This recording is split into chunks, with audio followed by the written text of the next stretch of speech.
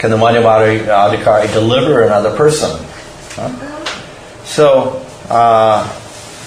actually, deliverance is a little bit of it's a vague word in one sense. So, as I said, one can free a person from sinful activities very easily by accidentally chanting the name or whatever. So definitely the Madhyamadikaris can do that. They can encourage people to chant, and that way they can deliver people of karma and sinful activity. This is just a little quote. It's quoted in Bhakti Sandarbha from Itihas Samuchaya. He who thinks I am the servant of Vasudeva, that's what it means of devotee, delivers all people for 1,000 births and goes to the planet of Vishnu without doubt. What to speak of those who dedicate themselves completely to the Lord with controlled senses. So even one who just says, I identify myself as a devotee, I'm a servant of the Lord, he even delivers people like that. So we can never underestimate the power of devotional service and the devotees of the Lord, no matter what stage they're on. So even if they don't have that much faith, as in this case, it looks like he's a beginner, as compared to those who completely dedicated themselves to the Lord. Even he can deliver people in the material world.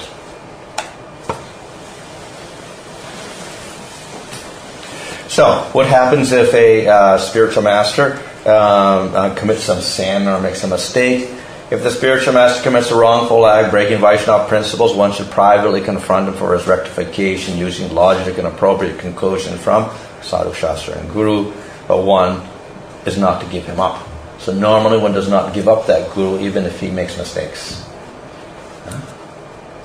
There is some case, however. And of course, the Guru has to be disciplined because of improper conduct, mistakes in the philosophy, bad conduct due to false pride, etc., being bewildered by false pride. So these are some of the reasons for correcting a Guru. So, what does the disciple do? He continues his devotional service.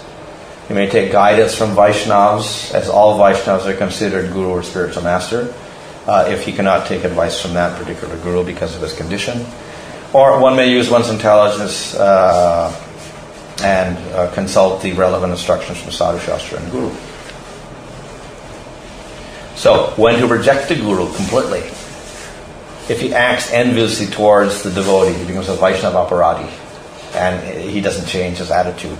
He rejects the Supreme Lord completely. He's no longer a devotee. Rejects the process of hearing and chanting about the glorious pastimes of the Lord. So he commits aparad on 3 levels: the Vaishnava, to Krishna, and to the process of bhakti itself. And if he's addicted to hopeless, sinful material habits. So these are the conditions for rejecting the Guru. So, when you reject the Guru, what do? If one spiritual master does not have these qualities of the Guru, is envious of advanced devotees, and thus refuses to allow his disciples to honor and worship other devotees, the disciple who leaves such a pretender spiritual master is not at fault. If the spiritual master hates Vaishnavas, he should be rejected. So, one should serve a genuine, exalted devotee instead of him. This exalted devotee, who should be equipoised and kind-hearted to his disciples, should be accepted as if he were one spiritual master. So, we take guidance from another great devotee in that case. Should one be reinitiated? That's if one has diksha. So, if one took a Guru who was not even a Vaishnava, in other words, in India there is what's called the Kula Guru. In your family you have a Guru and he gives you some mantra or whatever, probably Devata mantra or something. So that's not a Vaishnava initiation, so that's discarded. So when you become a Vaishnava, you take Vaishnava Diksha and you reject that particular Guru. So that's a case of reinitiation because the other initiation was not real.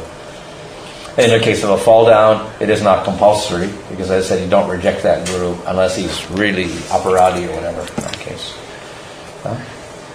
And if you have to reject the Guru, it is optional also. You could take reinitiation in that case. Why would a Guru fall? Because of asatsanga. That is a common cause. Asatsanga, of course, is a different type. Asatsanga is association with material people, association loosely with women, materialistic people, also impersonalists, people with different philosophies, etc. So all types of different association which are not Vaishnava can cause the guru to lose his qualification and lose his knowledge. So it becomes hostile to Vaishnavas, loses taste for the name, and develops desire for wealth and women. Then, in that case, he's hopelessly non-Vaishnava, then one can reject him. So one should accept a qualified guru in his place. Without rejection, the disciple will fall from his devotion, because there's still a connection between that guru. And so if he goes off and you follow him, then it's not healthy. So to prevent the whole thing from happening, one should be very, very carefully in first choosing the first guru. So one has to respect the gurus, the Shiksha Guru and the Diksha Guru. And if we disrespect the guru, then that is considered a aparad, nam aparad. So if he's qualified and you reject or disobey him, that is considered an offense.